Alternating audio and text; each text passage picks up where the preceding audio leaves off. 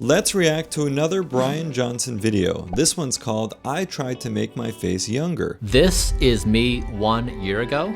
This is me 4 months ago. And here I am today. What happened? You know, I used to get a lot of hate. And people were suggesting, I was one step away from death. That caused a lot of reflection. And this is for a guy who's trying to live as long as he possibly can. There's always going to be nasty comments online. I see them all the time, so you just have to keep going. When I started this project, we were trying to evaluate how close we are to being able to stop death. And the way we did that is we looked at all the scientific evidence on what you could do to slow down and reverse aging damage. And one of these therapies is known as caloric restriction. It's very hard to reduce the caloric intake, right? And that's why we have, medications like Ozempic that are helping people do that, because having the discipline to do that is very hard. And I know from personal experience. I know I should be cutting down on my carb intake in particular. I love sweets. That's really hard to do. And sometimes I feel like I structure my day around getting that extra treat or dessert, just to reward myself for some hard work that day. And that's not optimal. This caused me to lose a lot of fat, including in my face.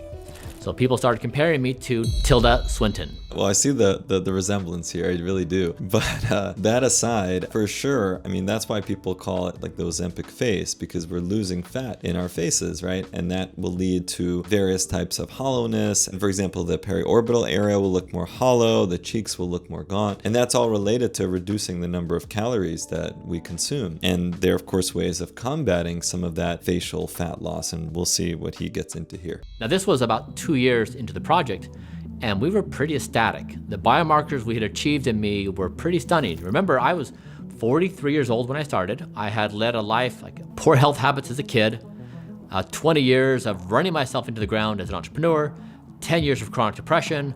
I was in a really bad state of health. I really appreciate how open Bryan is about some of these really difficult things that he's been through in his life. And in just 2 years' time, we turned it all around. My biomarkers were fantastic. We were excited. But when I went out in public, people were like, wait, is this guy gonna die? So there was a big disconnect between the success we were feeling as a team and the perception. It turns out that facial fat is really important to how someone gauges someone else's youthfulness. The problem was, no matter how good my biomarkers were, they would look at my face and say, that guy's old. So in response, we said, we're going to do Project Babyface. We know that in our youth, we have a lot of facial fat, that over time, it lessens. In fact, in your 20s, you start losing 1% of your collagen every year. And we recently released a video on Sculptra use and how to potentially volumize your face using Sculptra as a non-surgical type of option, as opposed to some of the HA filler that's out there. I would say the video was met with mixed reviews, as far as people liking Sculptra and others saying that they hate Sculptra and it could complicate future surgeries. And there's pros and cons, of course, like with any modality. And regardless of your views on the topic, I think it's healthy to potentially see both sides. So Sculptra would just be one way of rejuvenating the facial volume loss. Of course, there's also actual fat transfer that can be done to bring actual fat, your own fat, back into the face. You probably are aware that people use things like fillers to compensate for the loss of volume. It's why a face can look plump and round, but it's just filler. It's just masking the problem. We wanted to figure out if we could use legitimate rejuvenation technologies to restore volume in my face. There are 5 things I did to restore volume in my face. The first thing I did is Sculptra. No way. This is the first thing he talks about. That's crazy. I really don't preview these videos almost ever before reacting to them. I think it's more authentic for me to just react. So I had no idea that this was actually going to be #1. And it's pretty crazy because our video just came out like 2 weeks ago on Sculptra. So again, check that video out and let's see what Bryan has to say about Sculptra. It's injected into certain regions of the face. For example, the temples, right around the mouth, through here. It's designed to allow your body to naturally produce collagen. So instead of putting filler in the face, which just expands in volume, you're getting actual collagen production. And I guess some people will argue, can it migrate like HA filler, or does it stay more in place? And I would say it doesn't quite migrate the same way that HA filler can, but for sure it's introduced in a more kind of dispersed type of manner. So it's not a small, tiny area that you're usually targeting with Sculptra. It's more of a broader area to bring back volume more holistically in the face. So To some degree, you want that migration, but it doesn't quite lead to the same pillow face that we see with HA or hyaluronic acid based filler. But the other question about Sculptra is, can it potentially lead to scar tissue underneath the surface of the skin that then makes things harder to do, like, for example, a facelift? And I think the short answer there is yes. So as you cause more of this collagen buildup, you're also causing some scar tissue to build up underneath the surface of the skin. So when you go in surgically and you try to find your planes and dissect along the proper planes, that's going to be more difficult to do. But again, remember, people are getting these procedures because they don't want to be going for, constant facelifts all the time. And also a facelift won't exactly restore volume in the same way. It can, to a degree, bring some volume back into, say, the upper cheeks, but it won't bring volume into all these different areas that you can maybe target with Sculptra. So there are, of course, pros and cons to the use of something like Sculptra. It's injected into certain regions of the face. For example, the temples, right around the mouth, through here. It's designed to allow your body to naturally produce collagen. So instead of putting filler in the face, which just expands in volume, you're getting actual collagen production. My protocol has been doing 2 vials every 6 months. I think the company recommends 1 per year, so I've exceeded what they're recommending. Yeah, most people are not just doing 1 vial a year, maybe eventually for maintenance, but in terms of the initial introduction of Sculptra to build things up, then it will be more frequent than 1 vial a year. I was compensating from a place of pretty serious deficit, not starting as a maintenance mode of 1 vial per year at, say, age 28, and going through time. I didn't do any until I was age 46, and I'd lost a lot of weight. So I've been trying to play a little catch up, but Sculptra is first. Next is I tried Renuva, which is fat transfer. Now, ideally, you want to use your own fat. The problem was I didn't have enough fat on my body to do a transfer. That's interesting. So he says he doesn't have enough fat. Now, it's possible, though it is also possible to do smaller transfers, and the amount of fat that you need for like a facial fat transfer procedure is not a ton of it. It's not the same as like if you're doing, say, like a BBL and you're transferring, large volume of fat. For the face, you don't need too much, somewhere on the order of maybe 30 to 50 cc's. It depends on, again, what you're targeting, what exactly the goals are, but you don't need a ton of it. So usually there are places on the flanks or in the abdomen where you can find sufficient fat for that. But it's also, possible that Bryan really didn't have it, so he explored this other alternative, which is the Renuva. And Renuva is an allograft adipose matrix, which is made from purified, donated fat tissue. It contains the same proteins, collagen, and growth factors that are found in natural fat tissue. And the doctor was concerned that if we tried to extract any fat I had, I would leave an indentation on my body. And so I used a donor's fat.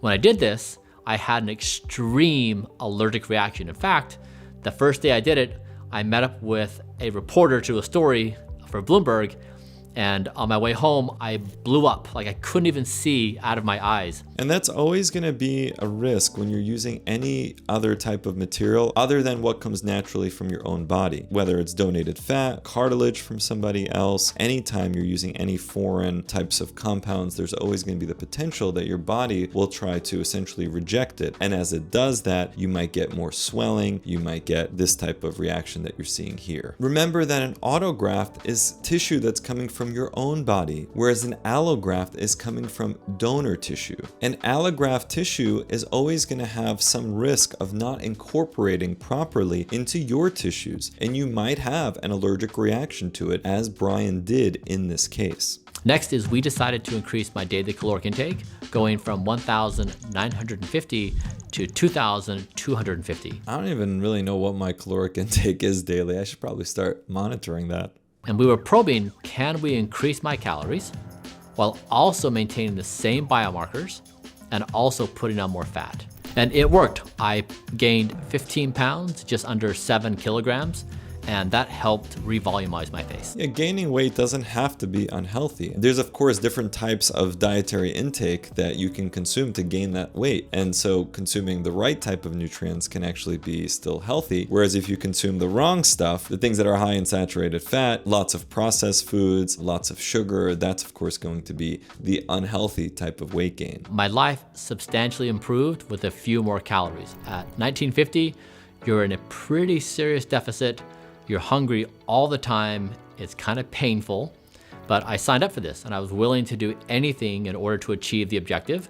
1950, it turns out it was not necessary, as far as we can tell, to achieve the same level of biomarkers. And remember, it also comes down to how much you're exerting yourself throughout the day. So if you're just kind of sitting around working on your computer and not really going for walks or anything like that, you might need a certain type of caloric intake. But when you're exercising regularly, a few hours a day, that of course is going to change how many calories you need. So remember, don't just listen to the number of calories that Bryan's on and be like, yeah, I'm going to consume just strictly that amount. Because again, there's lots of different other variables. So he has a whole team that helps him come up with these various caloric intakes, and most of us don't have these types of resources, right? So you just have to take all of this with a grain of salt. Finally, I did under-eye PRF. So some people ask me about the differences between PRP and PRF. So platelet-rich plasma has high levels of growth factors, and those are used for various types of wound healing and also to promote the stimulation of, for example, hair follicles. So sometimes we'll do PRP with our hair transplant surgeries, and sometimes we'll do PRP just as a standalone for hair to promote hair growth. But PRP does require the use of an anticoagulant like calcium chloride. And some people say that, well, you release the growth factors too quickly with PRP, and that you're not releasing growth factors in a more sustained way over the course of, say, months. PRF, or platelet-rich fibrin, is a different type of platelet concentrate. It was developed with the purpose of removing these anticoagulants for potentially better release of growth factors. In my practice, we continue to use PRP because we're very comfortable with it and because we know it works in our hands. But some people are moving towards PRF treatments. Under-eye PRF, and that is when you do a blood draw and you separate the red blood cells from the plasma, and then you put the plasma back in the body. And this is what I did for my sprained ankle. It's what you can do for hair growth. But again, the general concept is going to be the same. It's still taking platelets that have growth factors and stimulating the growth factors to be released in whichever area you're working on to try to get some restoration or rejuvenation in that area. And so over time, you lose volume under your eye, and there's only really two ways to revolumize. One is with filler, the other is this under-eye PRF. The problem with filler is it can migrate and it become a nightmare. So I would strongly recommend you do not do filler under eye. The skin in the under eye area is quite thin, and placing HA filler in that very thin area runs the high risk of creating an additional area of fullness there. Yes, you want some fullness to restore that volume loss, but you don't want so much. You don't want such a strong sponge effect where you start to get additional like blebbing and just the appearance of almost having eye bags because of that filler that was placed. So while PRF might have some degree of improvement over time, it is going to require many sessions to maintain or to even see that boost of volume that he's talking about. And remember that it's all about proper patient selection. So if someone has, for example, lower eye bags, it's not a good idea to be using anything that will increase the volume. The proper approach there is a lower blepharoplasty procedure to eliminate those eye bags and also smooth out that area. And sometimes that's done with fat transfer at the same time, and sometimes that's done with repositioning the lower eyelid fat in a more natural way to smooth out that lid to cheek contour. When I started Blueprint, I did not expect it to be a global phenomena. I did not expect to be scrutinized by everyone in the world. I did not expect to be compared to the most aesthetically pleasing, beautiful people in the world. People who have been on top of their aesthetic game their entire life. Growing up in a small community, no one really cared about aesthetics. You're just expected as you age to get fat, go bald. So I didn't apply face cream, for example, ever in my entire life until I was in my early 40s. I wonder if he started using the Feel Confident facial moisturizer. I don't know. Maybe he did. Maybe he didn't. I know I like how this looks and smells and definitely feels really nice on my skin. I'm gonna keep using the Feel Confident facial moisturizer, that's for sure. Some good stuff right here. I do think we are at this meaningful moment in time where we are evolving as a species into something else. And I'm trying to indicate like this is a promising path for us to pursue. And so sometimes I do feel saddened that the project is by itself evaluated solely on face fat or some other aesthetic component. I think it's important to keep in mind that some people like the idea of aging gracefully and naturally without tinkering with how we look, without these procedures, without surgery, without these non-surgical methods. And I think that's fair too. And it's something that, I think I try to remind myself of all the time, since I'm also in the business of improving people's appearances and all of this, right? But I respect people who aren't interested in all of that and are more risk averse and are just not believers that you should be modifying yourself in any way. So I think that's something that Bryan also, I'm sure, understands. And there's always going to be thoughts and opinions on these more controversial topics, aesthetics, beauty standards, plastic surgery. And it's not for everyone. Some people just want to be left alone and couldn't care less about the stuff and actually have views that might run counter to Bryan or myself. And I think that's valid and acceptable, and that's okay.